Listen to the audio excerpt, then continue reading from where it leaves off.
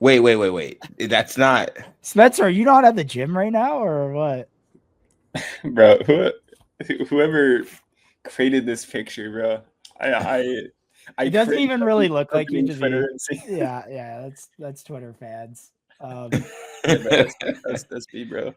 Dude's Yeah, been hitting the gym. He's been hitting dude, the gym. dude's been hitting the gym. Hey, you know what, Spencer? It's all people admire you, and so when you see stuff like that, it's just out of admiration more than really anything. Yeah, it's funny. I enjoy seeing it. Yeah, yeah. How you doing? What's going on in Spencer's world? Oh, wonderful, wonderful. Yesterday was Thanksgiving. Happy Thanksgiving. Yes, happy Thanksgiving.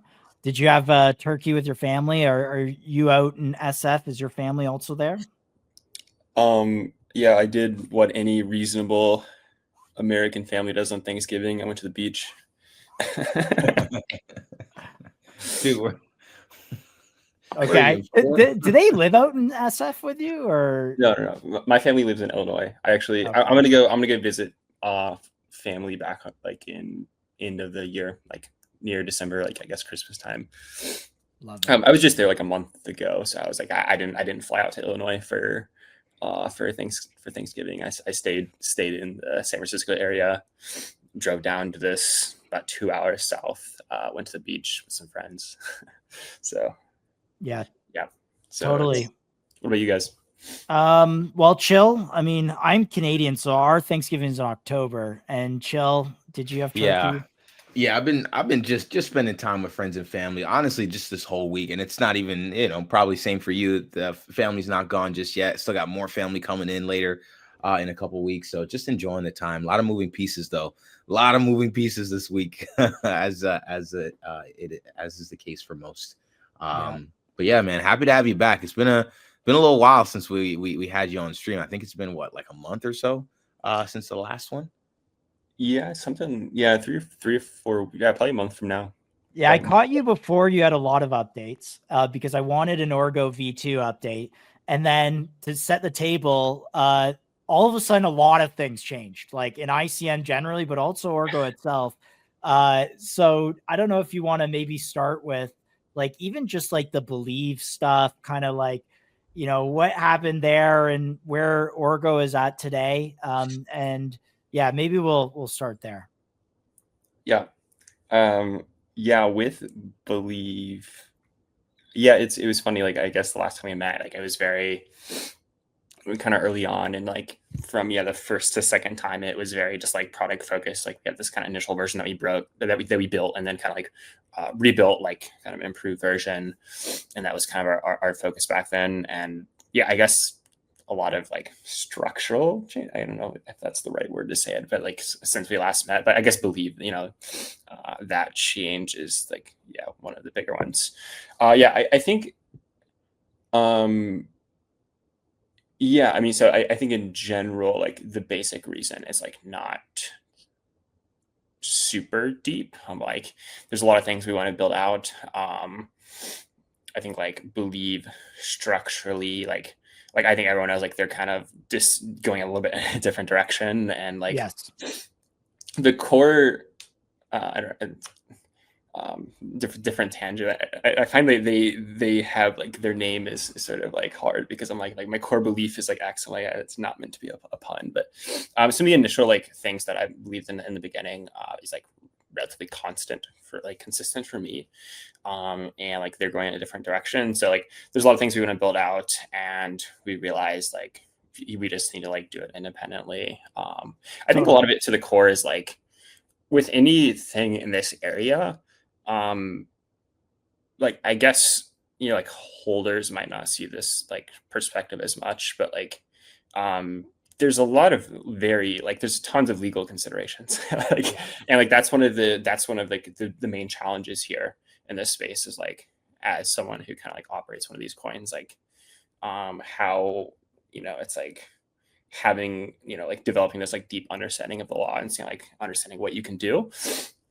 And when it had started out, like like believe was kind of like interested in that part as well, and I kind of myself went deeper into like the law, and like that in like these sort of like structural considerations, so I think that was one of the reasons. And like going forward, I'm like, okay, like we just like kind of need like full control over this thing. Yeah, totally. And your hesitation is not new. There a lot of the projects this is well known. We've documented at length, so we won't belabor it. One of the questions that I saw pop up in the timeline, someone wanted me to ask, like, did you consider like SOAR or Maya at Street or any other kind of like an area to migrate to? I don't know if you have any thoughts there at some of the other like models that are out there, like either Equity Anchor or something like SOAR, which is collateralized by like a senior debt note.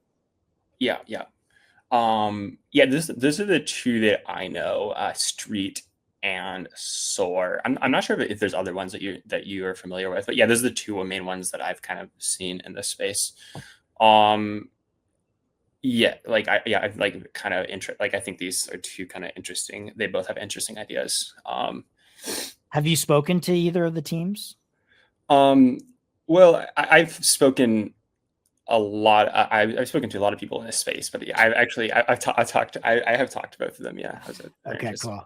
Yeah. If you needed an intro to Nick at SOAR, he was asking us, and I was like, I don't know, maybe Spencer will get back to you, but all right, cool. I like that. Nick's a homie in general. I talk to him all the time. All right, I love it. I know. I guess Nick. Yeah, I kind of forget Nick was at Believe at one point. Yeah. That's how fast things have changed. Okay.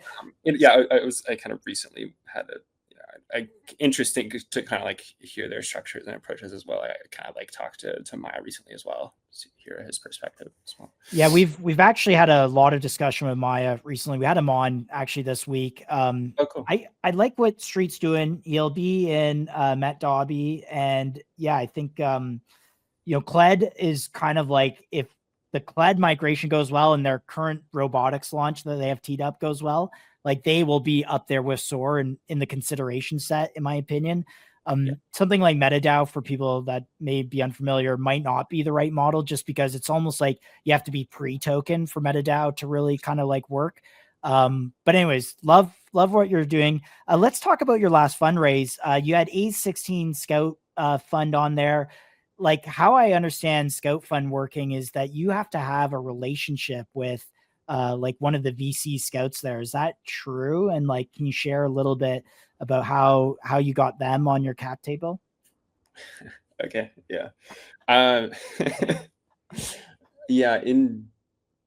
like when I initially started working on this this company, I mean, I guess the first public thing was like on Twitter. And I mean, as soon as I kind of like, I guess, launched it, I mean, immediately we had a lot of VCs like reach out. And I mean, I haven't like talked to a lot of people. I kind of had initially talked to, so like several kind of VCs reached out. We talked to some people. I mean, just kind of through mutual interest in the space, I kind of had talked to a partner at A16Z. We kind of had a conversation for a while. And they're kind of, I mean, for them, like they typically like kind of lead Series A, like, $20-30 million investments, kind of these like larger scale investments. And I was kind of talking to them. I was like, I'm kind of like early on, like I was kind of like 4 weeks into starting the company. So it had happened that early. Yeah. Okay. Very like kind of company was very new. So I mean, I just kind of had talked to someone. Started with a partner in A16Z.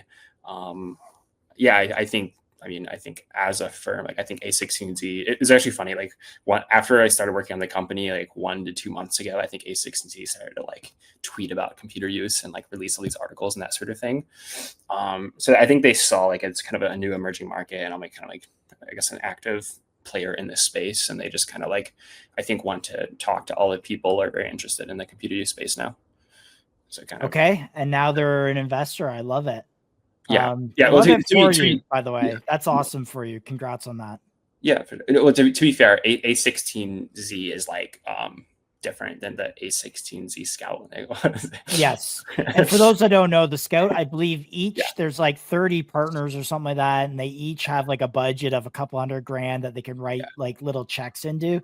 But ultimately it gets them, they're doing that so they have a feeder into the main fund if something starts to get traction. So ultimately their kind of like frame of mind is like, this is a new emerging market, like invest early in a company, see where it is like 6 to 12 months from now, and then like go big on like the one they find like as the kind of category definer, like see how the space plays out. Like I think that's like with a Scout fund is like how kind of like these operate. Okay. And then I don't know, you had Z Fellows. I don't know if Ben continued on also being on your cap table. Can you talk maybe about the other partners that joined that are backing you now? The other partners at where? So yeah, or the other maybe investors. I'm just trying to get an understand. This raise came after we had last discussed. And just like you have Luke Whitting, you have Forum Ventures, you have at Corey Levy, and then Pasternak. Maybe just talk about some of the other characters. I shouldn't say characters. The other people on this raise. Yeah. So I mean, Forum Ventures is kind of the first, I guess you'd say first investor. Like I talked with them first. I kind of like actively work with the partners at Forum Ventures the most, kind of like most actively involved. And then, I guess you would say like the two kind of like lead angels, I guess if you want to call it that, is like Corey Levy and Ben Pasternak. And then A16Z Scout and Luke Whiting. And then I also joined Z Fellows as well. So I actually like Forum Ventures, like there's kind of like for each one of these, I guess it's like a different component. Like I wanted to work with Forum Ventures from the beginning because they have like a deep kind of like, I guess, B2B kind of, I guess I want to say corporate network, but like ultimately like how to make this thing into a massive company. You sell into enterprises like as a long-term thing. And like they're very experienced in that front. And then Corey and Ben Pasternak as well, like as angels. So they've been kind of like involved in the beginning as well. And I think in general, like they're really good at like social distribution long term. Like like, I think in their past they both worked on consumer apps. Yeah, I love it. I mean, I just wanted to give people that context because I think people see these names and they just, want to hear it from your perspective. I don't know if you disclose the raise details in terms of the amount and valuation, and you don't have to comment, but just, I don't know if you have anything you want to share there specifically on how much you raised and what they valued the equity at. Mm-hmm. Yeah, I kind of like didn't disclose that I raised this kind of first round like a month and a half ago. Almost 2 months ago. Raised this first round. I mean, I didn't raise like a ton of like, I wanted to think about like what is the kind of like lean raise, and then work out of that. Yeah. And to get you to like a point where you're paying, like, is this to pay for compute or additional team? Like, do you have a kind of an idea of use of funds? Yeah, team. Actually, we've been very, I guess, I guess strategic about hiring. Like I've so far I've hired kind of one person. But like we have the capability to right now to like hire multiple people. We're very fine on runway. Very fine on runway. I love it. And yeah, Spencer, I'm not just trying to ask just to give context. I know some people disclose the raise. So maybe I'll kind of move past that. You launched Orgo V2. We showed a little bit of that functionality in a demo. We'll get into the product side in a second, but one of the key things you brought up was the SOTA, I believe it's SOTA scores. These are how good these agents are getting as compared to humans. You wrote some tweets about this. Can you maybe just talk about, we're at 66%, a human is 70%. Is that correct? Yeah. It's so SOTA, so that's just state of the art. is just like an acronym for state of the art. State of the art. Oh, okay. Yeah. Yeah. So sorry for not clarifying that. But yeah, there's like a random tweet that I fired off. All right, acronym. Okay, that's an AI engineer acronym. There's Got it. there's like a niche kind of, I don't know, like in the All right. people kind of I'm develop not these, like, read models. up on SLOTA scores yet, but now I know. Yeah, in general, yeah, Opus, this new model is very good, by the way. So this kind of broke the state of the art, and it's kind of nearing human performance. I think this model in general for computer use can sort of like accurately accomplish like 30 to 40-minute tasks. So like actually this kind of goes into like what the focus, like a lot of the focuses for me have been recently. So like the current, I guess the current market, or I guess state of the art of this is the models for computer use in the past 1 to 2 months, they're quite reliable now, like clicking the right part of the screens, like navigating around, and is becoming more fluid. The two biggest problems is still cost and speed. So this model Opus can click around well, but it still kind of takes time. It's just kind of slow. You kind of wait for it to happen. So that's what I've been focusing on recently, like trying to answer the question of like, how do we, for customers, like for enterprise clients, like how do we get reasonable costs through automation and computer use, and kind of like deliver it at reasonable speeds as well, like kind of operate a computer like to the same speed as a human. And there's kind of two levers here. So I want to quantify this. One is you can spin up a lot of agents, but the other lever is that each of those agents individually are more capable. And so you kind of get, quote me if I'm wrong, almost like an exponential improvement, maybe not improvement, but capacity to do work. Is that accurate? Like, is that the dynamics that you're seeing? Is not only can you scale up more agents, but they're also individually becoming more powerful? Yeah, for sure. I think for me, the interesting thing right now seems like focusing on like a single agent, like an individual, and like how can we make the performance per agent better? Because once you kind of like really nail the like performance per agent and like get them specialized and be able to like efficiently complete the tasks or use the computer, like you can easily scale it up like arbitrarily. Like, once you really like nail one of them performing well, then you could scale it to like 100 or 500 for that task. Yeah. You could basically like multiply them, and so there's a lot of things you can do kind of ourselves, like if you're developing agents or developing models. But one of the nice things, like a nice baseline, is like you can partly just ride the like wave of like the foundation models from OpenAI and Claude, and these kind of companies are getting better. So like there's less work you have to do with the application layer as the models start to improve. I love it. Really quick, some chat questions. 2 people on the Orgo team. There's a question here. Does Orgo have any enterprise clients? The last time we discussed, I believe you mentioned there was some Fortune 100 companies. I mean, this image kind of is, what all us knowledge workers maybe are dreading that are about to happen to our jobs. But can you maybe discuss if you've had any further discussions on its implementation into actual like work streams at companies? Yeah. So in general, thus far, we launched for developers, iterated on that, launched a V2, talked to enterprise like kind of customers, like just like seeing what they sort of need. What we're targeting in the near term is not like large Fortune 500 enterprises. So like as of the past few weeks, I'm kind of talking to like scheduling 20 to 30 meetings, talking like Series A to Series B startups. So these are kind of like in sort of in the middle of an early stage startup in enterprise, so maybe like 10 to 20 employees. Sort of like talking to these sort of people. So that's kind of what I'm targeting, and like kind of in the short term. So, I mean, we talked to a lot of them so far. Like, kind of, I think in January is when we're going to start customer pilots.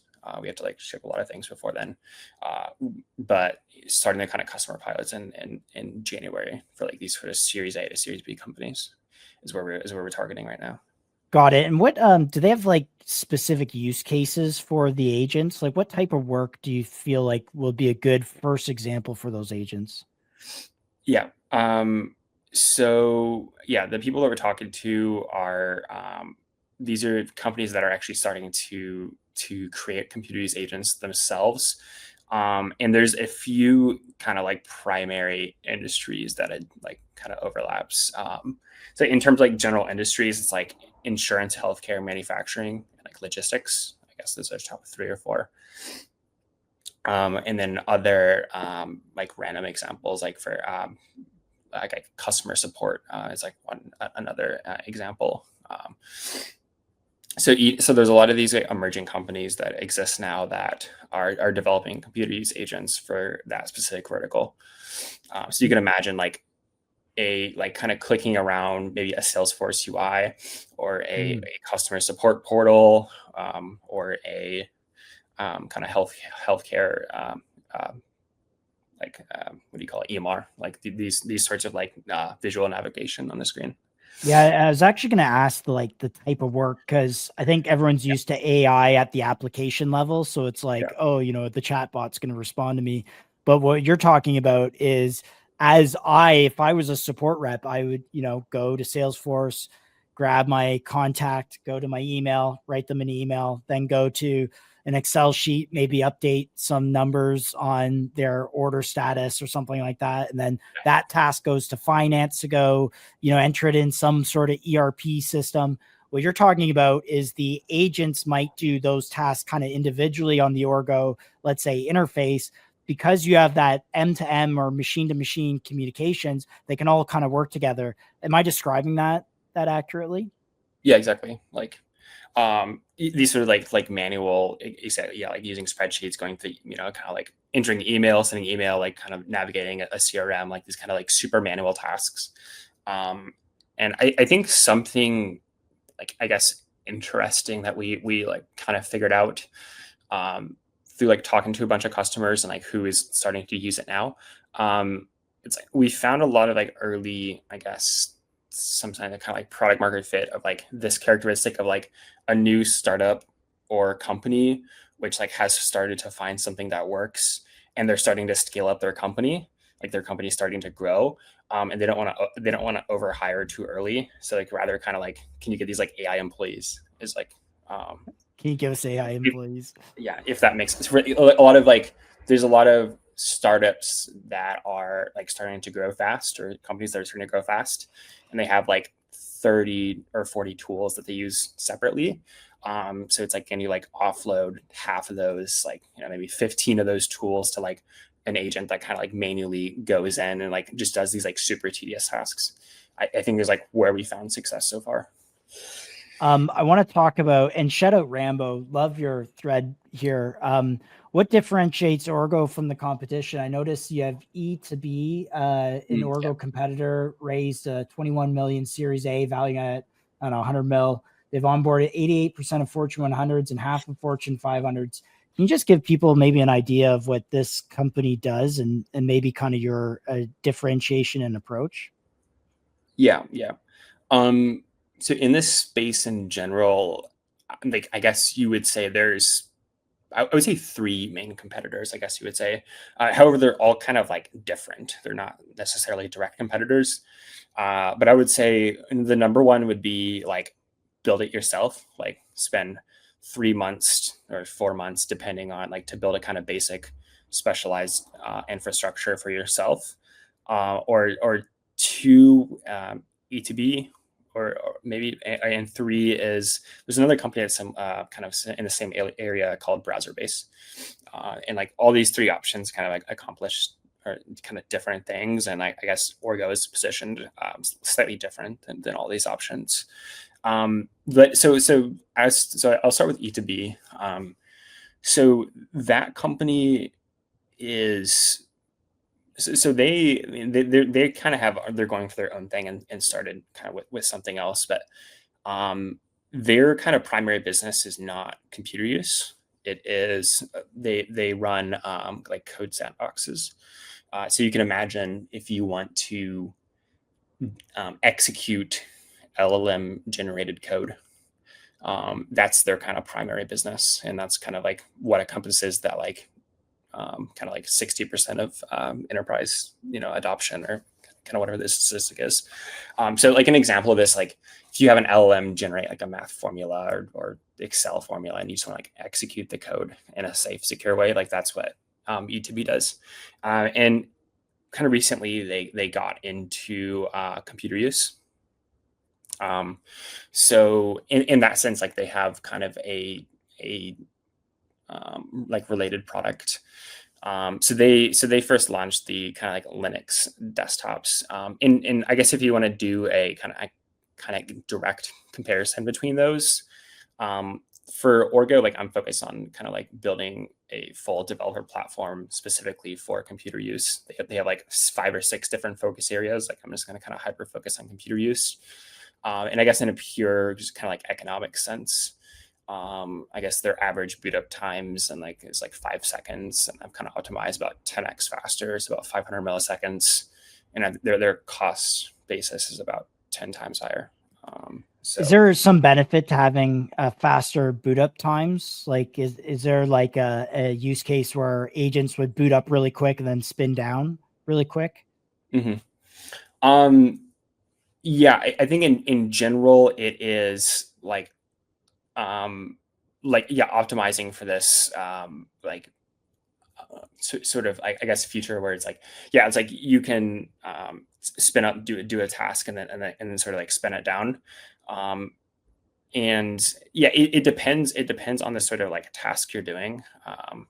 In general, I think it's a bit like, I guess, deeper than like pure startup times. It's like how deep can you like specialize the infrastructure and like get it to like run on lightweight resources.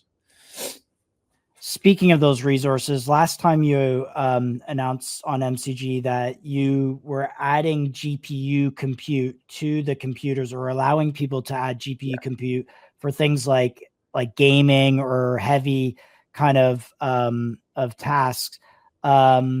Can you just maybe touch on some of your updates here? Like, is Windows currently available? And maybe let's get into some more product focus updates. Yeah. So in terms of product roadmap, it's been, I guess, very just like customer driven, just like talking to customers and see like prioritizing what they need. But we started with the lightweight Linux desktops, and then we added support for scaling up the RAM. So you can, start with like 2 gigabytes, and then now you can scale to kind of like 128 gigabytes. So it's kind of like fluid resources in terms of RAM. And then we also added CPU. So we first started Linux, and then added larger RAM and CPU support. And then we added like multi-region support. So you can deploy onto kind of different server locations. So we kind of had built that out first. And then, we built out Windows. It was the kind of next thing we did. And I think we're kind of like right after that step right now. We kind of like built this kind of Windows support, pilot, like starting to use it now. And then GPUs we haven't actually had a lot of the customer demand has like thus far not actually been a little bit towards that in the near term, at least. So I would say 2 to 3 months, like probably when we like roll out the GPUs. I would say that one's like slightly not like direct priority today, but that's kind of like where we're at with it. Kind of like perfecting Linux, making that extremely good, going into Windows, want to make that extremely good, and then kind of like roll out when GPUs. Windows. When Windows, it's available now. Okay. Yeah, we don't have it like in the basic kind of free tier, but we like have support kind of users using that right now. Got it. We all started on Windows PCs, so gotta have support there. I want to talk about this. You rolled out paid plans. Yeah, can you give us a little context into the paid plans? Did you see like demand for, because the last time you almost said that you wanted to refund users. Now you're rolling this out. Like, are we at the point where it's kind of like, okay, let's get the revenues generating and kind of scale up the revenue side of the business? Yeah. We kind of initially had done paid plan, or we kind of considered doing paid plans, like just kind of experiment, like refund, like see kind of like what the numbers look like. And then like we iterated, done a ton of improvements over like the last 2 to 3 months, and then like roll them out again. So I think in general, everything we do is kind of like experiment, like data driven, like kind of like numbers. I think effectively like developing products, you can just kind of build towards the numbers, like what are the hotspots of like what features are people going to pay for, like how much, and like running it as an experiment. So like we roll that out, seeing demand. Ultimately, like I think how we're positioning as a business, like the majority of our revenue is going to come from like enterprise customers in the next like 6 months. But kind of roll that out, and it like helps inform the product roadmap as well. Got it. The second part of this question, and it says, we are focused on growth, making the product 10 times better over the next 60 days with major improvements. You talked about a change log too, that is like near real time or something like that. Can you just like allude to how we're making the product 10 times better, and are Orgo agents coding the product, Spencer, or are you coding it? Yeah. For using Orgo itself, like I think I'm kind of slowly just like trying to offload, like use it as more as possible, like kind of in our I guess like operations and kind of day-to-day stuff. So I think it will be like maybe a few months before I kind of use it to like build our product. Like right now, I think we're focusing on kind of like the manual kind of tasks. Like first I had it kind of testing and using our product, giving me feedback. And then like right now, kind of collecting data, sending emails, like doing these sort of like manual tasks is what I use it for. But yeah, I think in general, I think at each step, like we've collected a lot of feedback, and like there's like certain parts of the product that we can just like rebuild and just like make much better. I think there's a few parts to this. So from we kind of initially launched it, we launched it, had people using it, and then collected a bunch of user feedback, and then kind of launched a second version, and then we started to see like kind of it trending in the right direction of once we started making changes, like the average usage per user went up on average like 2 to 3 times. So it's like 2 to 3 times more usage per user. And then we're kind of thinking like, okay, like, yeah, we're getting a lot more usage per user, but like we want to go deeper. We want to do better. So I've kind of collected another round of feedback. And we're going to like redo a lot of the parts of the product, because I think we can get another like 2 to 3 times. Because like ultimately we just want to build like the maximally kind of sticky product is like our goal. So we're going to rebuild a lot of the kind of strip away parts of it, make it 10 times better. And then the other part is generally like just going deeper and being better at creating the best virtual machine infrastructure. I think thus far we've kind of like done well in the sense of like having the best benchmarks, like, lowest kind of price point, like highest scale, like kind of to the point where we can run hundreds of thousands of VMs at a reasonable price. But going per user or per seat, or is that hundreds of thousands across the whole system? Right now it's hundreds of thousands per the whole thing, but okay, we can run that kind of scale. But they gotta choose the enterprise plan, right? Yeah, that's why. To be fair, I think once the people that I have been talking to and who we're going to run like customer pilots with, they need approximately 50 to 100,000 VMs for the scale that they operate on. Okay, so interesting. So you're saying enterprise clients are coming to you requesting 50 to 100,000 VMs or agents. And what kind of deal size is that? Like when someone clicks here, contact sales, and they're like, Spencer, I got Do I have 100,000? Am I doing this 1,000,000? Because like 50,000 employees, that's the size of a large bank or the size of Tesla and how many employees they have there. Yeah. Yeah. Maybe I won't say exactly like how it's very nuanced per like what the company is doing, what scale they need, like what sort of machines. Like our kind of I can tell you in general, like what am I thinking about in the near term, like what do I need to do as a company.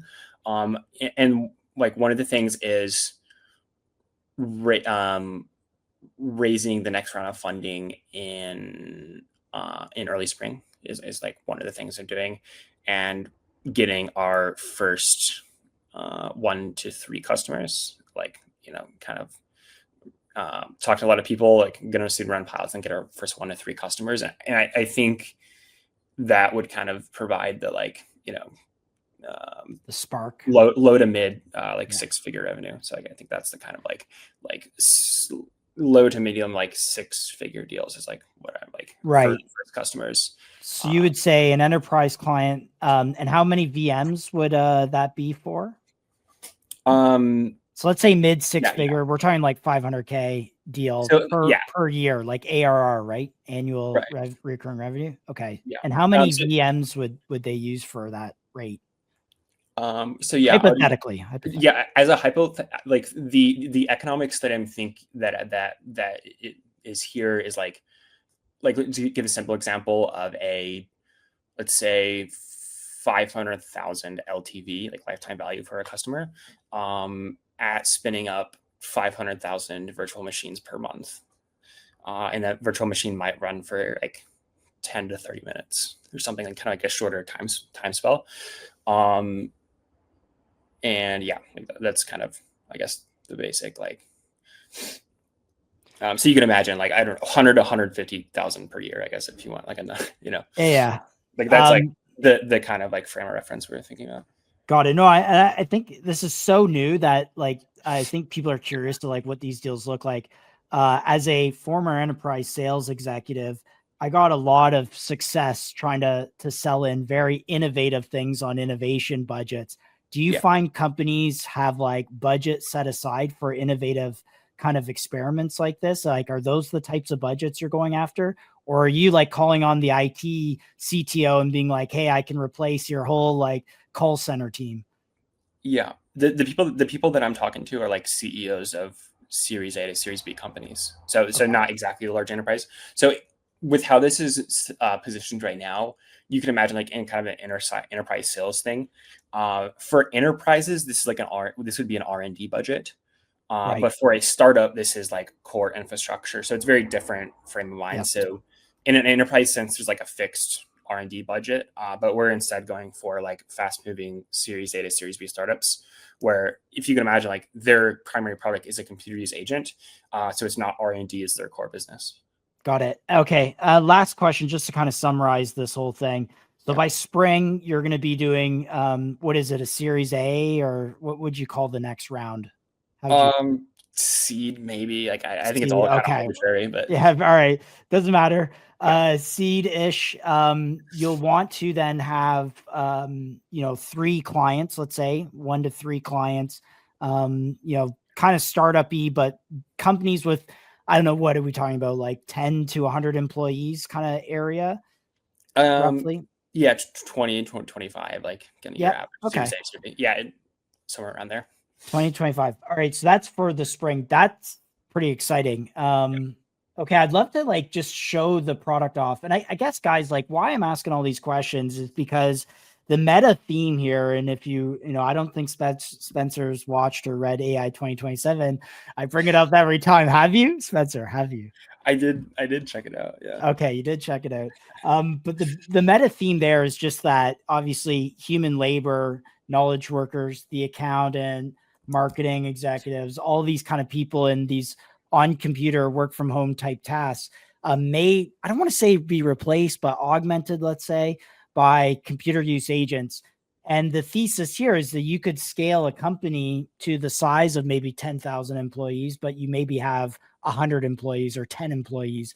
And what that unlocks is massive efficiency gain and potential productivity gains, right? So you might see multi-billion-dollar market cap companies that have like 5 to 10 employees, right? So yeah, that's kind of like my thesis. I think that's worth a lot to the economy. So thesis hasn't changed. Can we do some product demo? And I don't know if you had anything to add to that there, Spencer, or not.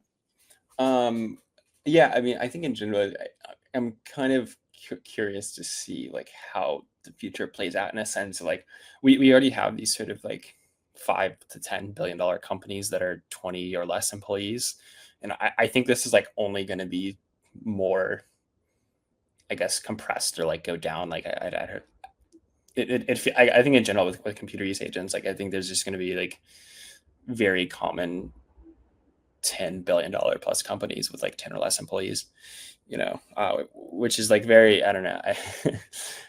It's very interesting to me. And I think in general, like this next year, like 2026, I think it's going to like, by the end of the year, I think it's going to be to incredible kind of reliability, and sort of degree. And I think like how, like enterprises like continue to work is going to like shift quite a bit. I think it's going to be quite interesting. Guys, go watch AI 2027. Go search it on YouTube. I bring it up every time because it's like the blueprint. Dex Hunter says, give us the bull case for Orgo. Billions. I don't know. I don't even think Spencer is going to say, but it's an exciting future. Let's just say that. I think you have two things: the scalability of Orgo, all the functionality, but then you have each individual agent, their SOTA scores are getting higher and higher and higher. And once they cross average human intelligence, and you start getting into superhuman intelligence, and I think you're just like, it's pretty much there. Z Fellows, we talked about earlier in the show. Go watch the earlier parts with Spencer. Rambo, maybe more of a narrative thing, but AWS for computer use agents, does that seem accurate to you? Yeah, I think along those kind of general lines that I think that sounds interesting to me. With the way that we're kind of going, or like how the product will look, feel, and sort of like who it's for, maybe, yeah, I guess maybe one of the something's playing.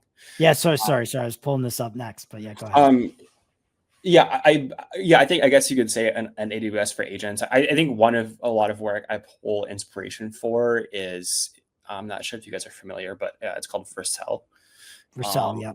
Yeah, okay, you know Vercel. I guess Come on, man. I know Vercel. I'm not, I've used a few Vercel apps in my day. Cool, yeah. I would say it's a bit more aligned if you were to like draw a parallel to like Vercel, like a Vercel for agents, but like it's, I guess it's small nuances. So I guess you would say, the only reason I say that is like AWS is kind of general cloud, where we're like really kind of hyper focusing on like optimizing how do you get computer use agents into production as fast as possible and as easily as possible. So like that's kind of our focus. But yeah, I guess you could say AWS for agents as well. Spencer, have you seen this video? What is this?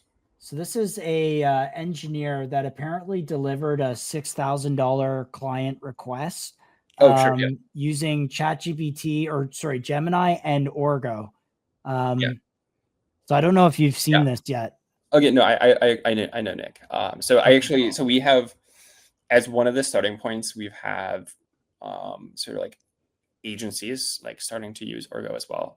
He's like posted some stuff on Twitter about it, and we're kind of on calls as well. Like I've gotten a lot of feedback from him and other people as well. So yeah, I mean he has a few customers. It's like that 6,000 is kind of one of them. But yeah, he has like a large customer pipeline right now. All right. So I don't have time to sit on here, I think, live to watch all this. You guys can go watch this, but can you just walk us through? So you're saying he has tens of thousands of dollars worth of client pipeline that he's delivering using Orgo today? Yeah. Oh my goodness. Guys, come on. This is All right. And what's he? Okay. Can you explain a little bit what's happening on the screen here? I don't know if there's key moments of this video that are Orgo moments. Okay. So there's this here. Hi, what would you like to automate? Let's see if he types something in here. I should have. I haven't watched this specific video, but I think I know what he's working on here, like what this project was. But ultimately, yeah, his kind of what he was doing here is like, I guess I can kind of explain in this case of so this client, I think, is the one. Yeah, that's just the shirts. Yeah. So he had this client where they develop like apparel for like for their customer like develops apparel for like companies and SF, and they're actually like kind of like fast moving startups is like their customers. So you can imagine, like, let's say you're Cursor or Perplexity, and you want to you want a ton of t-shirts, like you would go to this company. So they actually like tailor towards these like sort of like super tech startups. Oh yeah. Okay. Yeah. So if you're like a Cursor or Perplexity, all your AI engineers come in looking the same. Yeah. That's what their company does. And the founder of that company, she had like this very manual, I guess, order fulfillment process where like she would kind of have these like 5 different portals where she would log in and see the order, see the sizes, and then like enter it into a different form. And it's just like this very kind of like manual process. So like, you know, something she does like 4 times a day that she spends, you know, a lot of time. So he's building computers agents that can actually just like build these automated pipelines to like grab customer orders, place into another form, like hit submit, like process all these, like process the transactions. So like kind of removing a lot of like the manual process she has like through her like normal order fulfillment. Wow. And so then he got paid, you know, $6,000. Yeah, whatever. yeah. He said, I think he said $6,000 in it. Okay, really cool. I don't know. Last time you had mentioned Orgo V2 and a couple of interesting features. One was like a Dropbox like feature where the agents put finished work in and then the humans can kind of pick it up. And then you talked about end-to-end communication, or the agent-to-agent communication. I don't know if you want to demo Orgo. I mean, I tried using it last time, of course, and I've used it every time on stream and always was able to do something with it. But I don't know if you want to maybe demo and show a few things if you're able to. Yeah, I mean, sure, I can show some stuff here. Yeah. So yeah, I can show you like just a basic example of like what I was talking about with that Dropbox thing to show you, please, what this looks like, because we built it out. If you can share your screen, I'll toggle you on. Yeah, 1 second. Let me. I mean, I could demo it, but I don't think I'd do it justice. I think I tried to get it to look up like something on BBC or something last time. Oh yeah, there we go. Sure. Let me just be careful with like a bunch of private documents open. So yeah, no worries. I know. No worries. I'll give you some time to set it up. Yeah. And yeah, I think this file thing it gives you kind of a good idea of. I can show you what we're building towards with that. Yes, please. Yeah, with nowadays, like a lot of the features that we're building for like a kind of more for like tailoring it for customers and that sort of thing, like what gets into like the self-serve developer portal, like there's a bit of delay right now. We're gonna speed that up, but that's this kind of Dropbox. We kind of built a first version and we got it in here. It's pretty cool. Of course, you don't use dual screen, do you? Do you use dual screen? 2 monitors? Do you have no. Well, I have 2 computers actually. I have this Mac, and then I also have a Windows desktop computer as well. Oh yeah. It's always hard to screen share when you're live streaming on and then trying to screen share from a single screen. It's tough. Yeah. Okay. Hopefully. Okay. We'll see. Shout out Nick, by the way. Thanks for following MCG. That's super cool. Glad we could feature your stuff on here. Let me see. Okay. Hopefully I don't like overly show a bunch of stuff here, but I'll just show you a quick example of like what this looks like for like the Dropbox sort of thing. Yeah.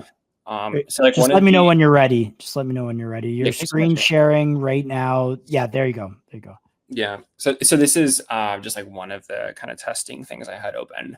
And you can see here I have like a couple kind of like VMs here. These are two kind of computers.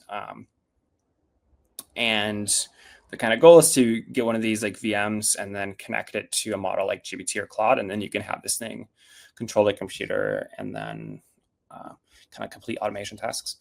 So one of the simple things we built out with just the file feature, I can show you quickly here.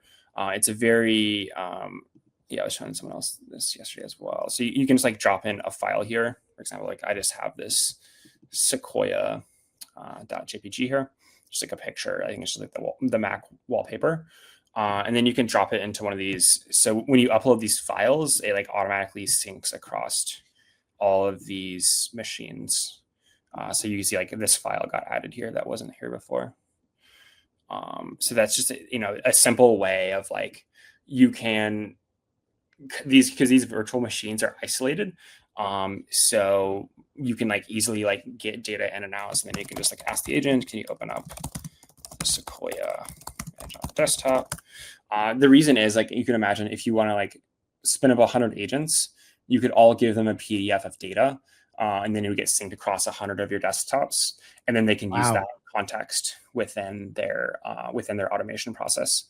So it's kind of a two-way thing. So you can put data into the machine, or you could say like you could tell your agents like, complete this task, like collect this data for me, and then I want to be able to download a spreadsheet afterwards of the data. So you could get like, you could have the agents do some data entry across 100 instances, across 100 desktops, and then download it at the end.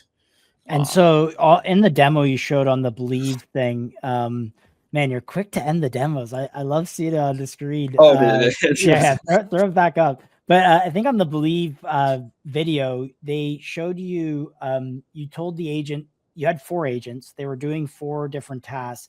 And then you said, tell me in Slack when you're done. Yeah.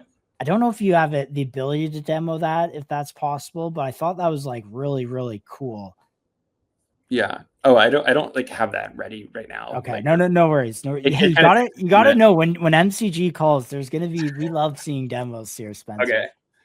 Okay. I'll cook you guys up a cool demo, I guess, for the next time. All right. Next time we'll do that. Maybe I'll just show people real quick on your profile of what you mentioned, because I think Slack is obviously part of core like workflow, and so I think people, I'll just turn your voice down here. To show you Orgo provides computers for agents. Oh, I guess maybe I released this video since the desktop, right? So we have a code here. So let's go ahead and run this, and it's going to start our agents. Oh, I'm wearing the same shirt, by the way. On these computers that they begin. Hopefully you've washed it since.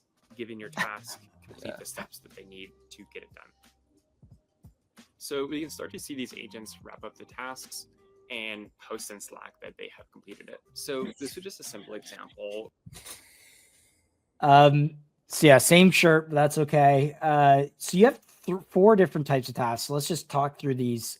You have one filling out a form on a website here. So clearly agent's able to click in, go to the browser, fill out this form. Is it able to grab documents that is needed elsewhere to append them to an application? Yeah, exactly. Yeah, this one, in this case, this filling out a form, this is actually just a simple filling out a 5-page job application. So this involved like navigating through 5 pages, and then also part of that, which is like why you need a desktop, is they uploaded their resume as well. So like I had an example of like drag and dropping a PDF resume into the form, and then filling out the like 5 pages of questions of like, your kind of who you are, your address, all basic like job application questions. Oh my goodness. As a salesperson, I'm like, I love this kind of stuff because it could just go out and get me leads and stuff. Yeah, exactly. Yeah. Very cool. Obviously playing chess. I mean, I don't know if there's anything there that's super exciting. Right. Well, I think in general, I think to me, the chess one is quite interesting because this is a case where like Claude is like zero-shotting chess essentially. So this is like, imagine like this is just like prompting Claude to play chess. So you can imagine like in one kind of prompt, it's like reasoning through playing an entire chess game. And not only is it like skilled at navigating the interface, it's actually like good at chess, you know. When I was kind of testing this, it seems like Claude's chess abilities are kind of, I guess, to an average player, which is kind of funny. Like it was kind of being around the like 1600 elo, acting like a 600 elo, 1600 what's your elo? Oh, I haven't played a lot of chess recently, but around 1900 to 2000. Oof, that's pretty good, isn't it? Yeah. Maybe we Spencer would beat Claude at chess. Yeah, I'm wondering if Spencer is an AI. No, I'm kidding. To be fair, I mean, like, I think was the average chess players were at like around 1200. I guess Claude feels like it was like 1600. Like, to be fair, like Claude's not like fine-tuned on chess. I don't think so. Like, but yeah, maybe I always see these random Twitter posts that Avi plays. Maybe I'll play chess with Avi sometimes. Apparently he's high rated, but we'll see. We have to set that up. All right, I love it. Is there anything else in this kind of little mini demo that is worth noting? Obviously, the key thing I wanted to get to is finishing up the workflow and putting it in Slack, which means that it can interface with human, corporate comms at the same time. Yeah. Okay, cool. I mean, in this case, this is kind of, I think, for examples to like hopefully get a grasp of it like quickly. Like, okay, we have one example. This is chess. This is a mix of sophisticated UI navigation and reasoning, kind of like developing strategies. There's an example of like filling out a form, which is kind of, you could imagine the sort of like tedious tasks that you could do, filling out a 5-page form. So that's helpful for like filling out job applications, tons of lead gen, manual data entry at enterprises. And then an example of doing spreadsheets and then editing a PDF. These are kind of just two common. What is the kind of work that people spend hours on each day? In literally hours and a bunch of efficiency. All right, cool. I mean, is there anything else product wise you maybe wanted to cover? You say, look, 60 days, a lot of updates. I don't know if you have like a mini 60-day roadmap that you want to cover. Yeah, in general, I mean, we're focused on 2 to 3 things. So one is like nailing the accuracy and UX for the app. So I think one thing we're going to focus on is making this. I think we're going to sort of like make this playground much better. So like improve the accuracy, like this kind of chat interface that you saw on the Orgo interface. Get that to be kind of a much, make that as good as possible, and then get the accuracy much higher on the models is like one of the focus that we're doing, and kind of improving the UX of the app. I think there's a lot of things that we can cut out, and then a lot of the parts that people really love that we're going to make much better as well in the actual app itself. And then our focus is like customers and partnerships in the next 3 months as a company. So make the playground much better. Get to the kind of bring costs down, reliability higher for computer use, and then work on our first customer pilots. And then that's kind of what we're focused on. Love it. I have to kind of just go back to the token real quick, and whatever you can share. You mentioned that 50% was locked, correct. I guess that's vested over then 4 years. You did mention, so this was public, that the new incoming investors will have some sort of exposure to the token. Is that, do I have that accurately? How it currently stands is the people who have, I guess you could say, angel investors, but like help since the beginning of the company, own some of the token. I think it says here 7.5% VC. This is not a venture capital firm. This is but 2 investors, like Ben Pasternak and Corey Levy, kind of to the current to how it is today. Also, right. have And they're to- probably more comfortable with token base, situations versus some of the other VCs on your cap table. Yeah. So for example, Foreign Ventures is not a crypto investor. They are they are an equity investor, and like kind of like more on the kind of B2B side. So yeah, so they're not like a crypto native investor, and like I think also with with how they're structured, like so that's the kind of Corey, I think, was the initial like more kind of the crypto native or focused, I guess you would say. Yeah. Maybe just anecdotally, has that conversation evolved at all? Like, do you find VCs even know that the token exists or that they have some sort of interest in it? We've seen a lot of regulation shift over the last few months, and even successive like things like MetaDAO, where you have like a Futarki governance thing. Some funds, liquid funds, are saying, wow, that's actually investable.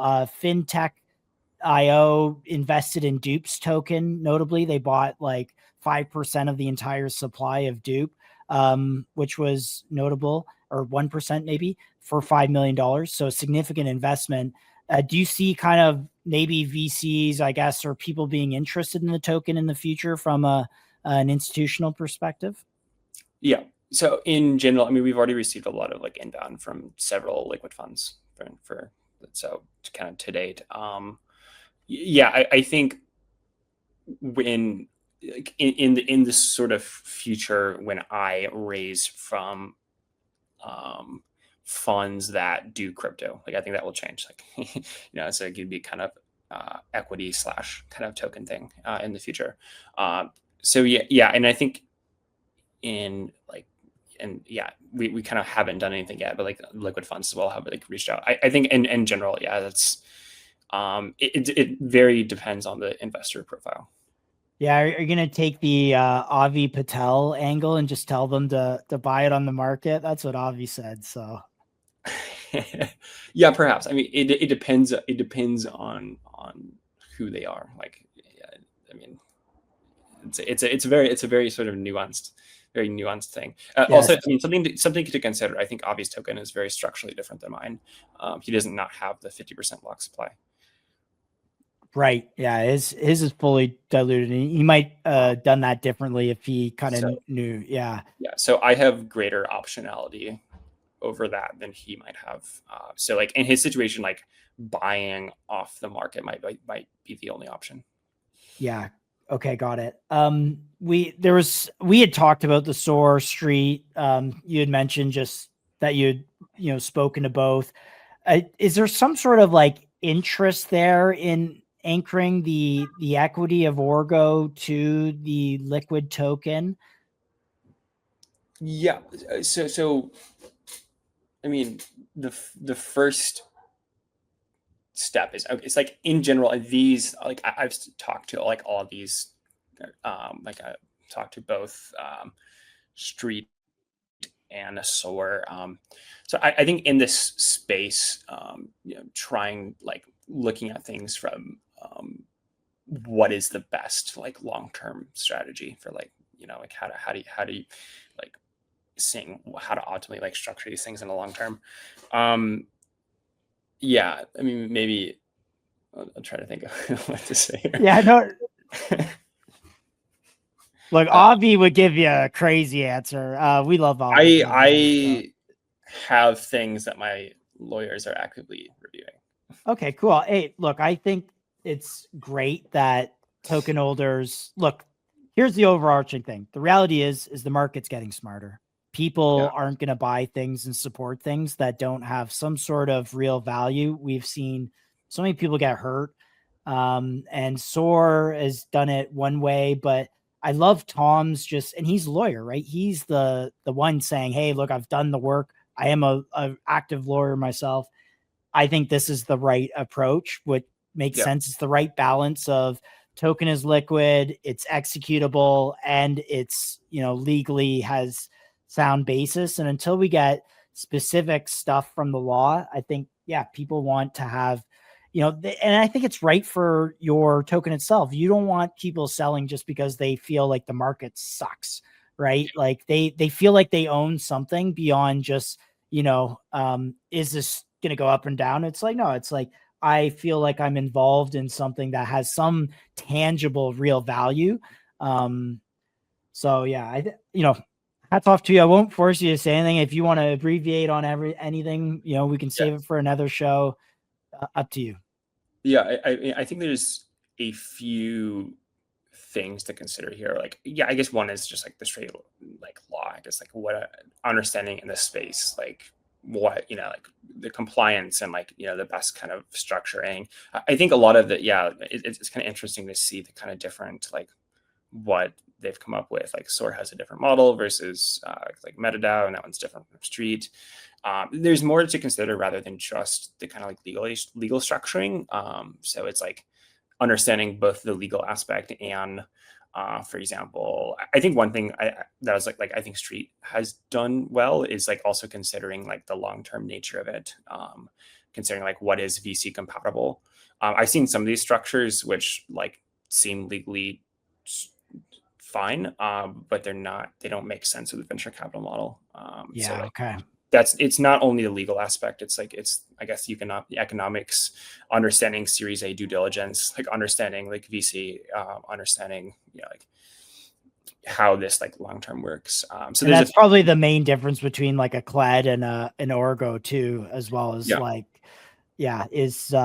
if you go raise from future capital, they might want to see a certain structure. Whereas I think Avi is just like, he just has this thing with VCs that's funny. I don't know. He says it in his own words. Okay, cool. I think there was one other thing that you mentioned last time, just, wanting to stay aligned with, token holders, maybe using the token in the product in some way. That can be a distraction, I think, in a lot of situations. But like, I don't know, has your thoughts evolved on, I think the pricing plan came out, for instance, and people thought maybe, it would be denominated in Orgo, like you had to own Orgo to use the product. I don't know how you think about, that. If you equity anchor it, then you don't need to. People are just exposed to the underlying business in general. But I don't know, any thoughts on the token usage within the product? Mm-hmm. Yeah, in the near term, I'm more interested in like I guess you would say the Soar/Street model. Is what I'm more interested in the short term. I think with how we're structuring things, like you mentioned, I think the core thing to consider for us is like our customers are not token holders. Like I think that's a very important distinction. I think that's just the reality. And so for example, doing that I don't think quite makes sense for us. And I think to me the more interesting thing is like the like kind of what we had mentioned before. I think like in general, I there is certain aspects where I'm interested in product utility, but that might come later, much later. But I think in general, we're not a crypto company like at its core, and that's why I think this space is like exciting with seems like with how things are going. Yep. No, that makes sense. And we want you to continue focusing on other stuff than crypto. There's a bunch of stuff that people can spend their money on in the crypto space that are not good for them at all. So Spencer, I won't take up any more of your time. Just maybe final thoughts. If there's anything you think we missed covering, I tried my best to like cover as much as I could here, but I don't know if you have any final thoughts. Yeah, no, I think we covered a lot of the things. I don't think we mentioned it before. Token integration will cause more friction. I think I agree with that. Like at the core product of what we're building, like we're just trying to go, we're going super deep into like building the fastest VM infrastructure. Like that's actually just what we're doing. We don't need crypto to do that. So I think I agree with the sense of like with the kind of point of friction. And I think talk was nice chatting. I don't think we mentioned I kind of did ZFOs as well for 1 week, and that was a great time as well.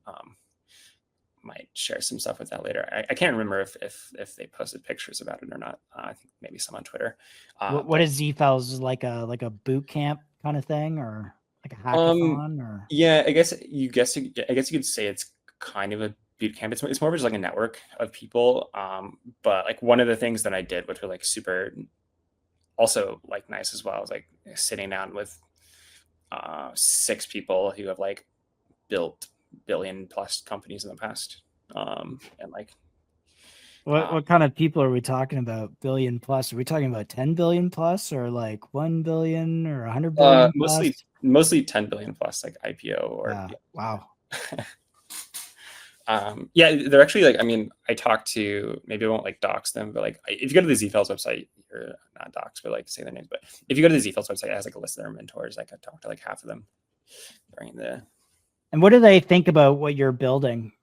Like, are they like, wow, this is going to change, you know, like the, like labor itself? Like, Yeah, I guess. Is that Avi? No, that's not. No, Is that Avi? No, all right. No, if you scroll down the, I think, yeah, so these are like some of the mentors. Okay, cool. And there's like a long list. So basically, most of them have built these like sort of large companies. Dylan is a big crypto guy. He bought one of the CryptoPunk, or sold one of the CryptoPunk aliens for $7 million. Bruh. Yeah, Figma. So like, you know, it's not like you know, you're a Web 2 guy, but like crypto is very ingrained in some of these very successful people. Yeah. Oh, I can go left and right. Let's see who else is in here. We actually had the founder of Zanga. I think Justin is his name. I'm trying to remember his last name, but he was actually on MCG talking about his newest crypto gaming venture. So again, you had Mark Pincus on here? Not Mark Pincus, but who's the other founder of Zanga? Oh wow. Justin. Is it Justin? No, Justin Waldron. Yeah. Okay, sure. Yeah, Justin Waldron. This guy. Yeah. He made like Zanga Poker and Farmville and stuff. He was on MCG. Oh, awesome. Yeah. Yeah. So I mean, they sold Zanga, or they took a private at $12 billion valuation. So you're in good company, Spencer. When we take Orgo private at $1 billion valuation. Yeah. Yeah. No. It was it's super interesting. Kind of It was kind of we did this kind of 1 week thing, and I think I think there's a lot of interesting people in like the ZFELS network as well. So yeah, very cool. Well, I won't take any more of your time, Spencer. I love this conversation every time. You're one of my favorite MCG interviews that I do, because I just have such a huge thesis on like computer use, and every time I just try and unpack it for everyone. And guys, my voice is shot. I've been streaming all week, and I really gave it my all for this one with Spencer. So 3 p.m. on a Friday Eastern, we'll wrap her there with Spencer. Spencer, good luck. Keep going, and yeah, hopefully we can do this in the new year, and it'll be customers onboarding and all sorts of really fun stuff. Yeah, it was super fun to talk to you guys again. I think we'll a lot coming, especially by the next time we talk. And I think it's super interesting as well. I think every time we have talked through each time, like the market for computer use has just evolved so much since since our last conversation. Like, and by every month, it's just like much different. And then I think in general this year will be very exciting for computer use. I agree. And I think the crypto distraction stuff is going to be behind us a little bit, and it'll be kind of building really great product, great business, and that kind of stuff. So also have to say Spencer supports the show. So Orgo is a sponsor. And so we appreciate your support. It means like a ton to us, for real. So rooting for you, Spencer. Have a great rest of your, I guess, great weekend. Yep. All right. Have a good one. Yep. You too. All right. See you, man. Bye. Yep.